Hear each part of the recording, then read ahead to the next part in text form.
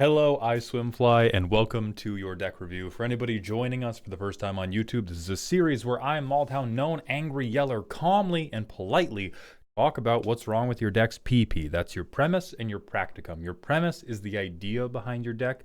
Your practicum is the cards you put in the deck and if they help you achieve that idea. So today, we're with iSwimFly. We're looking at a Kega bracket 1, but not for long theft deck. So I do want to touch on the idea for a moment, and thankfully the author already says I do want to move up if possible. I'm just not sure how. This, for anybody watching, not a bracket 1 idea. Rachel Weeks was recently clipped on a podcast saying some thoughts that were very similar to my own on like typal decks, but the headline is, if you are doing a mechanically supported thing, not bracket 1. It's just not. Maybe your cards are so bad that you can play well with bracket 1 decks, but theft, very mechanically well supported thing. So let's move you up out of that bracket as quickly as we can. We have 35 lands, which is probably a little low. We have Yoinky Sploinky, which is your tag for making copies of Kega. They're stealing creatures. Going all in on theft, here's the other problem we're going to have. It's going to be very easy to move you to bracket 2. The way we move this deck to bracket 2 is we make your ramp section ADA compliant. We make it not embarrassing. We make one guy in a wheelchair able to roll up it to get 6 mana by like turn 4. Instead of, I'm betting turn 8 in the current version of the deck. But in bracket 2, motherfuckers hate theft. So you're still going to have political problems that you have to navigate around. Now, if you have a known play group and you know they're cool with it, great, we don't have to worry about it. If you're going to the LGS, you're playing in Gen Pop, you're playing in random games, people hate having their cards touched. So you are going to have to navigate that. If you want to go up to bracket 3, we can still do that. The Yoinky Sploinky is going to have to come down. You're going to have to get big kid interaction, and you're probably going to have to go like, okay, I have 15 core theft pieces. I have 15 to 20 good interaction pieces, and then I have ramp. Bracket 2, if we just have good ramp, everything else can be Yoinky Sploinky. Everything else, okay, there's a creature I would want to interact with. Guess what? I'm taking it. I'm stealing it. I'm plagiarizing you. But up at bracket 3, we start to have more things that are either like non-creature based, or you won't have time to ramp before you have to interact with them. So that's the broad pathway. So with that in mind, let's look at your ramp right now and everything that's wrong with it. So go faster, take more stuff. You have lumped in ramp and card draw. I would really advise against that. I honestly think one of the reasons I have so much success when I build decks for myself is I'm very good at tagging. And if you have your buckets laid out well, and you can see how much you've filled each individual bucket, it's really easy to keep track of where things are going wrong. So I would recommend, both for you, iSwimFly, and anybody watching this, don't put card draw and ramp in the same mental section when you're building the deck. So for actual ramp, not ramp. We can't do this for like the whole game. Not ramp. It's 5 mana. Not ramp. Doesn't help us cast our commander. Cheese ramp. Foolish ramp, childish ramp. Sure, ramp, but it's 1 card for 1 mana, which as a general rule of thumb, if you are trying to count to a number that is higher than 5, your ramp should be, as often as possible, getting more than 1 mana for 1 card. The best one you have, or the best 2 you have, are Palladium Mirror and Thrawn Dynamo. We need more things like this. If your entire ramp section can just look a little bit more like that, you will get to bracket 2 instantly. And then how much total ramp do we have? 1, 2, 3, 4, 5. Not counting this. So we have 5.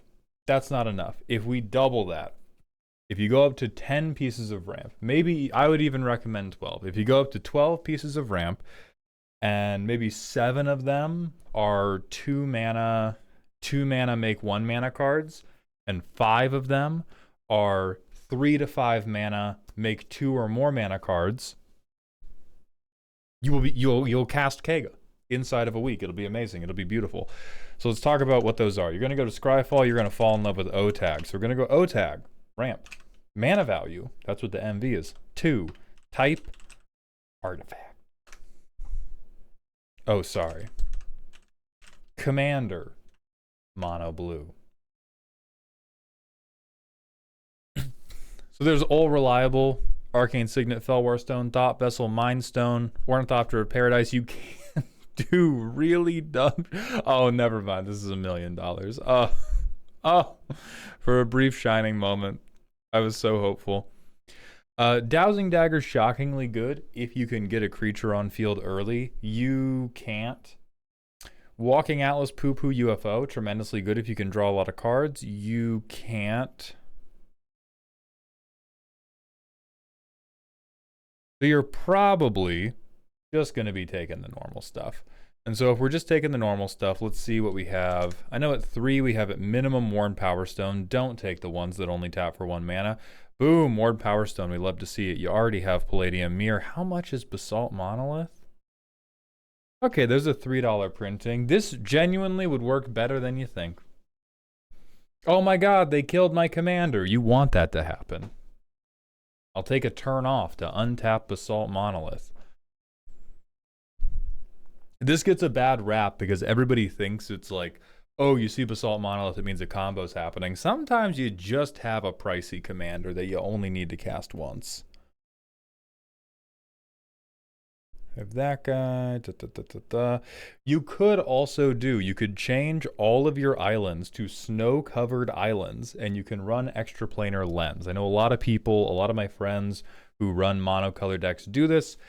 Anytime they draw extraplanar lens, it's very, very good for them. You would probably want to go up to like 36 or 37 islands to make sure you're hitting your land drops every turn. Then what else do we have at 3? Deadass Bitterthorn. Straight up. Depending on how good your opponents are at playing early blockers. That's probably it for mana value 3. Then we have Dynamo, which you do have.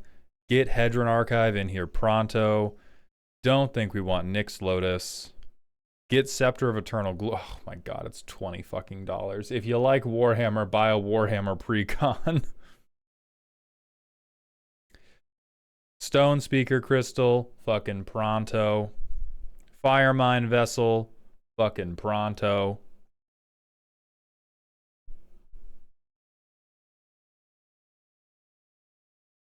Hell, dog, you could play Sisay's Ring. But that's what we need. We want there to be, we want it to be possible for you to have a game that goes, turn 1, I do nothing because I'm playing Fair Magic. Turn 2, I play Arcane Signet. Turn 3, I play Sisay's Ring. Turn 4, I play my commander. Turn 5 and on, I'm in the game, I'm doing stuff, I'm stealing, I'm taking, confetti, it's falling from the sky and into my open mouth with all of your creatures. Then we have something going. So again, get up to like 12 total ramp pieces. You could even edge up to like 14. That would probably be a little too many, but if you do go that high on ramp, it enables you to run other big, nasty, expensive spells, which can also be very, very fun. Like I see you also have you already have Agent of Treachery. Let's talk about 5 of him. Let's just think about it. Like, I don't know how I would feel. Maybe a little good. How would you feel? Ticklish? So how are we gonna make room for all that shit? Probably by cutting down on Yoinky Sploinky. Yoinky Sploinky. I know you want this to be what the deck is about. The deck can't be about this if we're never casting Kega. So we're going to go quick run through, identify which of these are the worst. The worst, I would say, Cackling Counterpart, because it says you control.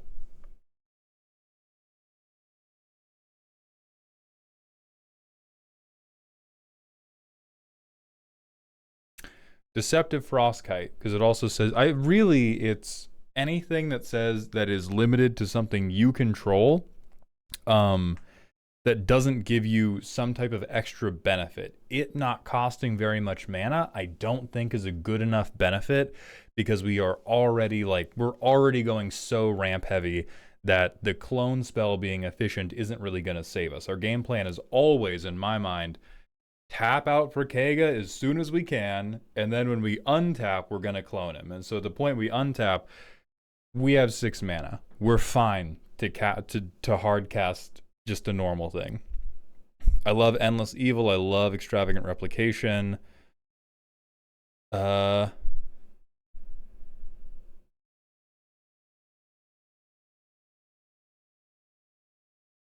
Yeah, I think you've just tunneled too hard into saying like everything has to clone Kega, and so you've cut yourself off from any of the like follow-on synergies that would be interesting or fun. Followed Footsteps is also very cool. Flesh Duplicate's good because you can hit anything. Sure.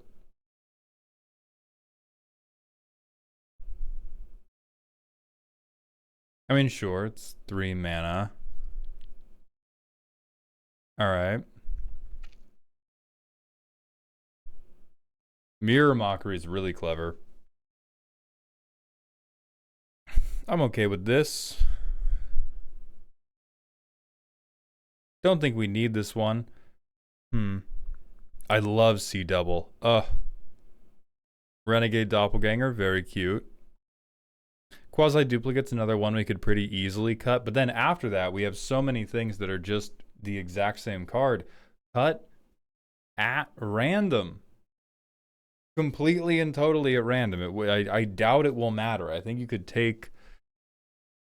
could probably shave 11. You could shave a third off of this tag and just make it support, and you could do it with a blindfold, as in like maybe you're cutting the best clone spell, maybe you're cutting the worst clone spell. It won't matter because the bottleneck is not clone spells. The bottleneck is mana to cast my commander, interaction to protect him from exile removal, or to protect him when Followed Footsteps is trying to come down on him, or interaction that will prevent my opponents from winning the game while I'm trying to ramp to this thing. So Scourge, Aether Spouts, kind of fine. We have 2 emergency counterspells taped to our ass. I think you have the right inclinations here. It's just, again, you have too many clones. You have too many clones and not enough support for the clones, right? Look at this hand. Clean nothing. Clean nothing. Bam. I'm unstoppable.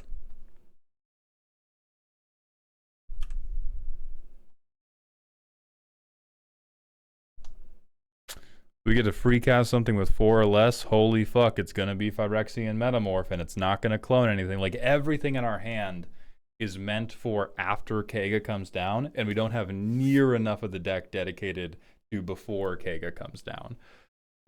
So what could we do? Because I think our problem here is we didn't know how to build the ramp up, and because we didn't know how to build the ramp up, we just crammed in anything that we thought synergized with the plan, and since the plan was clones therefore synergize. So other cards that would be really effective here, another clone spell that would be really effective is Realm Sketching. This one would be phenomenal because you can hit your opponent's stuff if they have something really threatening. You can hit your own mana rock, you can hit your own land, or, at long last, you can hit your own Kega. So maybe, actually, a thought I'm now having, because I was recommending you cut a lot of the instant and sorcery ones because they didn't let you hit your opponent's stuff. Maybe if I want to appeal to the dark and twisted mind that I see before me, maybe you keep those. You consider cutting the creatures, and we look more into having something like Lier be in the deck. Because I saw we already have Archaeomancer, but we could do Lier, Archaeomancer, Snapcaster Mage, Twistus Trepe, And then we could try to have the deck really heavily rely on things like Rite of Replication, things like realm sketching. There's another one from a Final Fantasy scene box that is pricey, but oh, God, proxy this, please God. Super, super good. Can hit any permanent. So again, hits your lands, hits your mana rocks, hits your opponent's mana rocks, and you can flash it back. So I'm trying to think about how do we get more than one clone per clone out of each of your spells. And the way we do that is we make a lot of your clone things instants and sorceries, and then we lean on Blue's storied history of, hey, how do I get this instant or sorcery back? So, Quistis, my bad.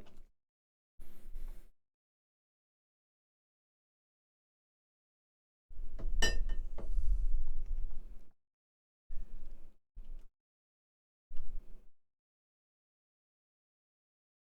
think we want recursion. So we do recursion, we do commander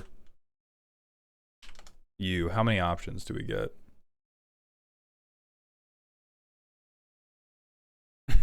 This is for an artifact. We don't really need that. We already have our Chaomancer. Snapcaster, like I talked about.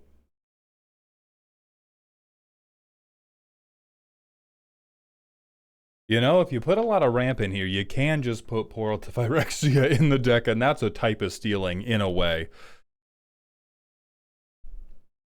We have Lier, or I'm recommending Lier.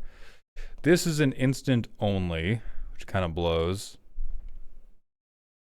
This steals, and I love it. It's very bad in the games I play, so if you want to go to bracket 2, it would be great. Ooh, Mnemonic Deluge. This would be fun, especially if we get to ramp enough, because then we get one clone spell in the graveyard, we play our commander. Later in the game, triple clone, triple steal, very explosive, very nice.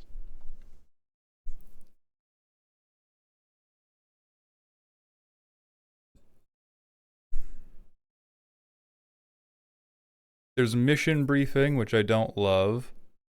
You could Storm Chaser's Talent, but that would be 5 mana just to do it.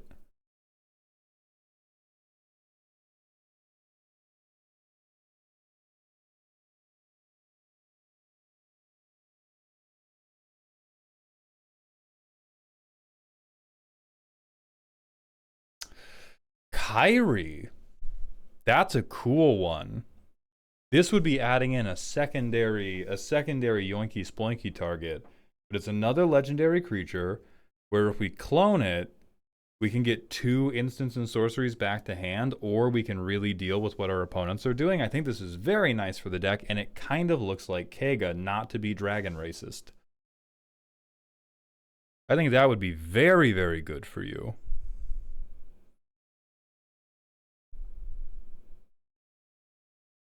You could Flood of Recollection. Yeah, I think we've already shown you like more copies than you're realistically going to put in the deck because you just love clones so much. But that's what I would do to get this to bracket 2. Bring your ramp way up, focus in on instants and sorceries that copy things. The most important are going to be those ones like Realm Sketching I showed you that can copy things that are not just creatures. And get your mana up, buddy. I would even consider trying to make as many of your 2 mana rocks as possible artifact creatures. So like the Mirror, Hedron Crawler, Mannequin, Millikin, because then you can clone these to help you ladder up to Kega. But brass tacks, we gotta at least be aiming for Kega by turn 4. If we can't aim for Kega by turn 4, we're not being serious, and I think this is too good of a concept to put into bracket 1. And then after that, you're going to bring in those good recursion pieces or potential secondary targets like Kyrie. God, this is a good card.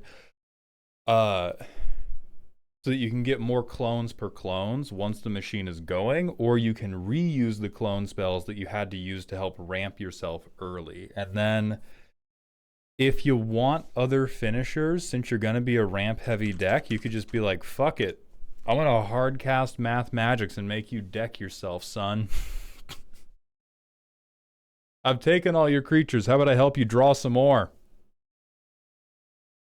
You're almost certainly not getting enough mana to really kill people with this unless it's crazy late. But if it goes crazy late, or you hit like fucking, you know, I've played Scepter of Eternal Glory and I've made 2 copies of Stone Speaker Crystal. What the fuck else am I going to do with the mana?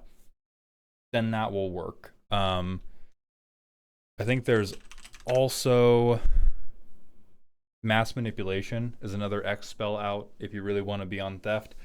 And this is, again, solving none of the social problems you're going to have navigating from bracket 2 to bracket 3.